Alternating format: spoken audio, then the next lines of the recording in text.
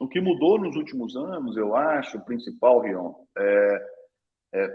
a gente tem ferramentas hoje para medir muito resultado. E eu acho que o grande trabalho do gestor de marketing hoje é entender a jornada de compra.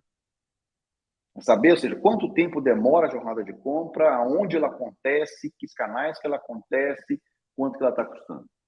Eu acho que se você tiver essa dimensão clara de, por exemplo, eu vou chutar aqui, por exemplo, eu preciso de, sei lá, de 500 alunos. A gente sempre põe, olha, você vai ter 150 de tráfego direto, você vai ter 150 de indicação, você vai ter 20, 100 de campanha paga, e você conseguir controlar isso e saber de onde estão vindo cada um deles.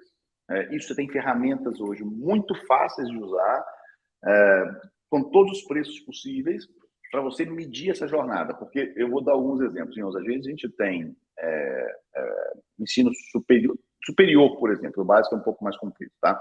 Mas superior, por exemplo, a gente tem, do momento que o lead é gerado até a conversão, a média hoje em dia é algo como 162 dias, tá? Mas eu tenho canais, por exemplo, tráfego direto ou orgânico, que passam de 300 dias de decisão.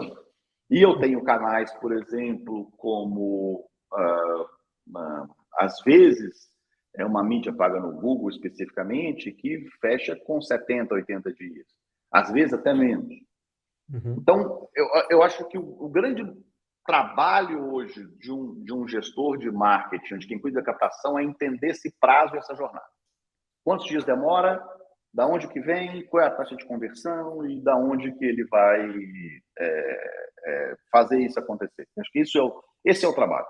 Eu acho que fora disso são acessórios em cima disso. Tá?